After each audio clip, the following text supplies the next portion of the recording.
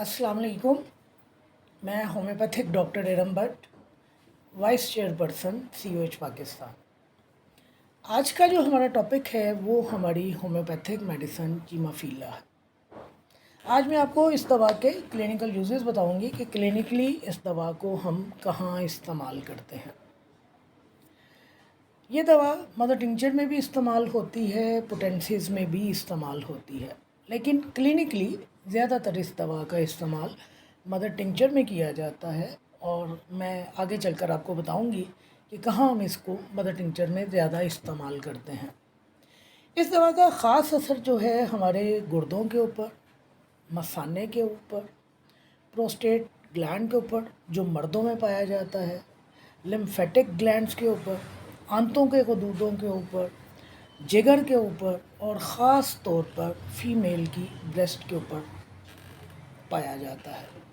अब अगर इसमें से भी मैं निकालूं तो मेन जो बातें दो निकलती हैं वो ये कि इस दवा का ख़ास असर जो है वो किडनी और ब्लैडर और दूसरे फीमेल की ब्रेस्ट के हवाले से है।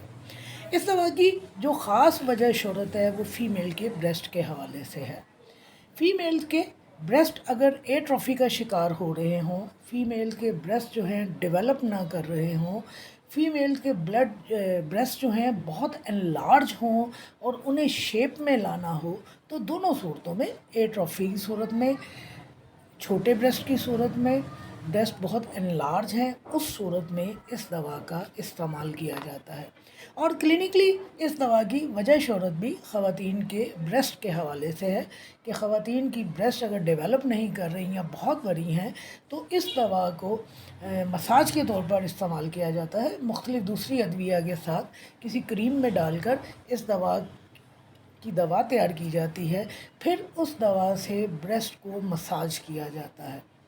अगर ब्रेस्ट छोटे हैं तो डेवलप होना शुरू हो जाते हैं, अगर ढीले डाले लटके हुए हैं तो अपनी शेप में आना शुरू हो जाते हैं, अगर एक्स्ट्रा एनलार्ज किए हुए हैं तो उस सूरत में भी ये ब्रेस्ट जो हैं अपनी हालत में, असल हालत में आना शुरू हो जाते हैं।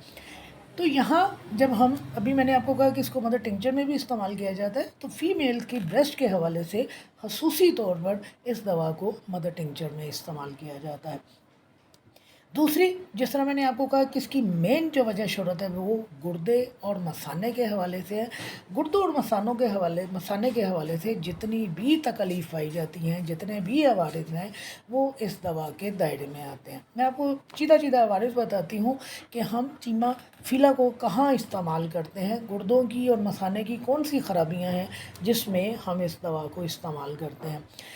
अगर यूरिनरी ट्रैक की एक्यूट इन्फ्लेमेशन हो जाए या गनोरिया पाया जाए तो उस सूरत में इस दवा को इस्तेमाल किया जाता है। गुर्दों की सोजिश में इस दवा को इस्तेमाल किया जाता है।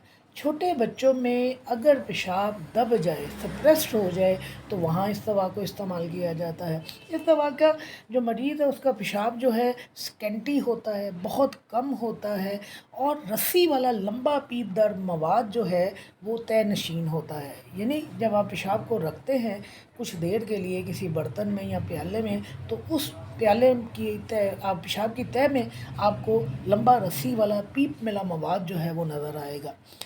गुर्दों में पथरियाँ पाई जाती हैं, पेशाब की नाली झुलसी हुई महसूस होती है। जब मरीज़ पेशाब करता है जलन होती है और पेशाब करने के लिए आगे की जानिब झुक कर बहुत ज़्यादा ज़ोर लगाना पड़ता है। फ़्लो जब तक शुरू नहीं होता मरीज़ जो है बहुत ज़्यादा ज़ोर लगाता है, यानी मस्ट स्ट्रेन, लाजमी तौर पर ज़ोर लगाता है ताकि पेशाब का जो अखराज है वो शुरू हो सके।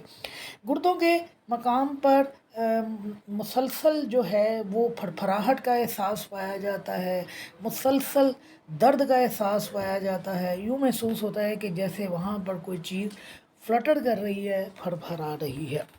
फिर ऐसी ख़वातीन जो पुरख़ून हैं, जिनके अंदर खून का गलबा पाया जाता है, उनमें पेशाब की तकलीफ़ पाई जाती है, यानी उन्हें पेशाब जो है बहुत ज़्यादा दिक्कत के साथ आता है। मसाने की सोजिश पाई जाती है, मसाने में बेचैनी पाई जाती है।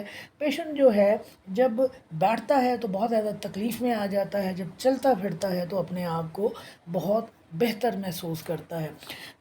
مردوں میں پروسٹیٹ گلینڈ جو ہے وہ انلارج کر جاتا ہے اور اس کی وجہ سے جو پیشاب کی تکلیف ہیں وہ ہمارے سامنے آتی ہیں۔ گردوں کی خرابی کی وجہ سے یا جگر کی خرابی کی وجہ سے یا پیٹ کے امراض کی وجہ سے جو ہے اسائٹیز یا استسقاء کی حالتیں جو ہیں ہمیں نظر آتی ہیں۔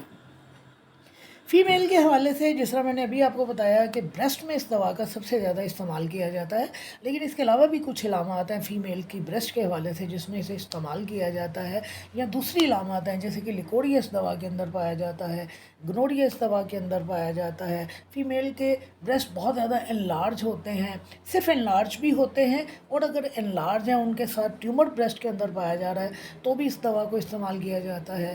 بریسٹ کی ایٹروفی ہو گئی تو اس دوا کو استعمال کیا جاتا ہے۔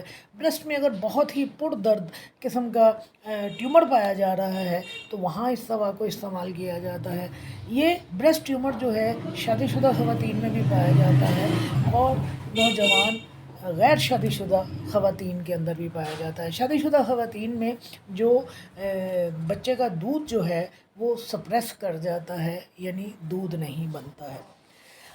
مختصراً اگر میں اس دوا کو بیان کروں تو جس طرح میں نے آپ کو کہا کہ اس دوا کو کلینکلی خاص طور پر گردوں، مثانے کی تکلیف اور فیمیلز کے بریسٹ کے حوالے سے استعمال کیا جاتا ہے۔ باقی اس دوا کو رومیٹزم میں بھی استعمال کیا جاتا ہے، ایکنی میں بھی استعمال کیا جاتا ہے، ایگزیما میں استعمال کیا جاتا ہے۔ پرانے شراب پینے والوں کے جو مسائل ہمارے سامنے آتے ہیں اس میں بھی اس دوا کو استعمال کیا جاتا ہے۔ اور خاص علامات ہیں جو اس دوا میں بہت ہی نمایاں طور پر پائی جاتی ہیں، اور ان علامات کی بنیاد پر آپ اس دوا کو فوراً پہچان سکتے ہیں۔